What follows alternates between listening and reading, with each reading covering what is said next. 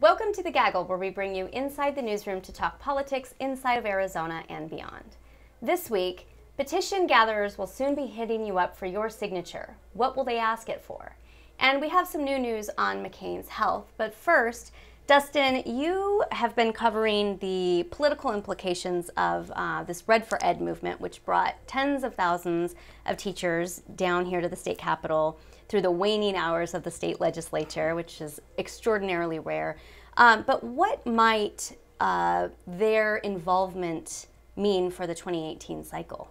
Yeah, so the governor's office was trying very hard to claim credit for the teacher raises and sort of trying to put the message out there that they had met the teachers' demands. But the leaders of Red for Ed and many teachers feel like what they got is far short of their demands.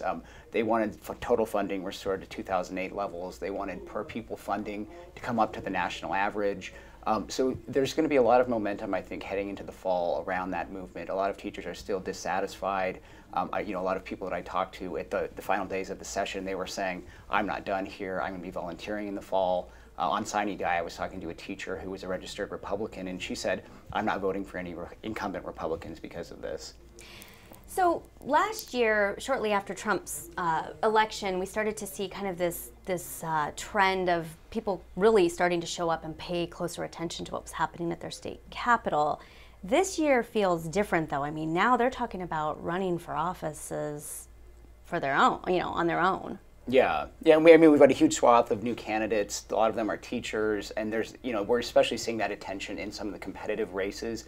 There's a potential for some of the chambers to flip, specifically the Senate to flip in the legislature, and a lot of that is due to the momentum around the recall of the voucher law around Red for Ed in some of the more kind of like suburban districts that are seen as more swing districts in the legislature. And even some of those districts that might be considered, at least long ago, maybe safe, traditionally red. Can we say that anymore? Gosh, it doesn't feel like it after what we saw in the Congressional District 8 special election last month. That really moved far to the left beyond what the voter registration patterns showed. So it feels like independent voters in particular are breaking hard for Democrats right now, and Republicans, they're worried. Do you have a sense of how worried state lawmakers are?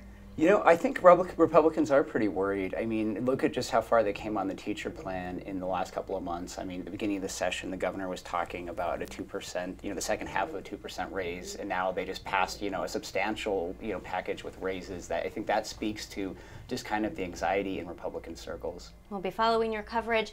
And Ricardo, related, you have been tracking the Red for Ed leaders and supporters of this ballot initiative that would fund education by like $690 million. Arizona Educators United, the teacher-led group, is putting its focus on the Invest in Education Act ballot effort.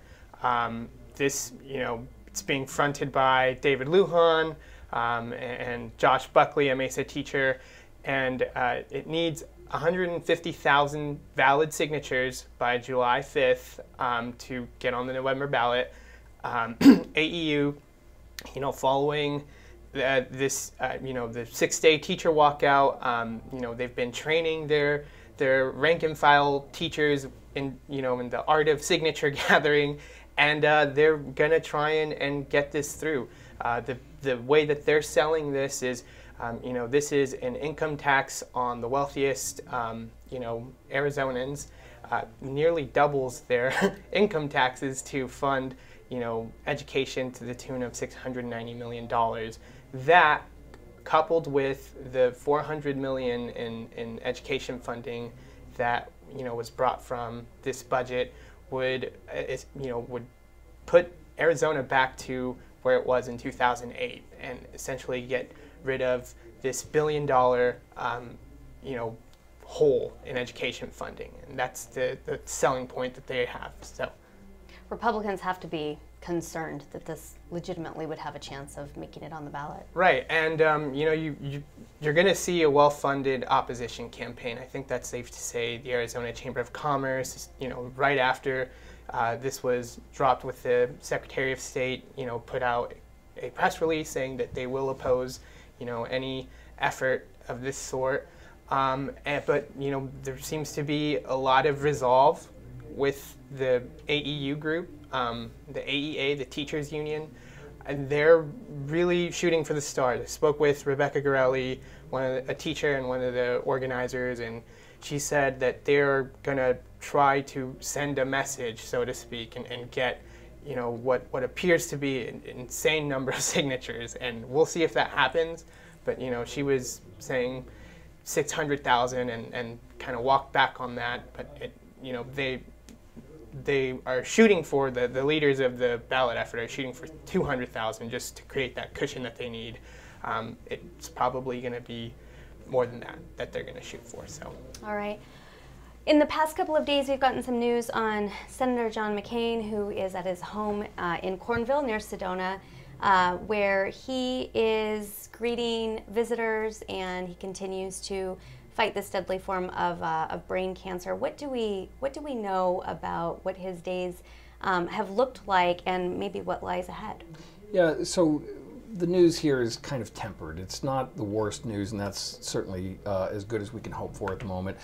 We've heard some funeral plans, basically that there will be a service in Phoenix. We'll also have one at the National Cathedral in Washington, burial to follow in Annapolis.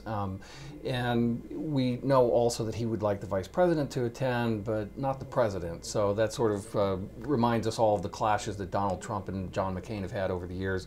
We also have seen now Meghan McCain using her microphone to say, look, chill out, to people like Orrin Hatch saying, oh, you should have the president there. She's reminding everybody this is a family and they need to process it and deal with it as a family, and they'll invite who they want. Well, we wish the McCain family well. Thank you for joining us this week. We'll see you next week.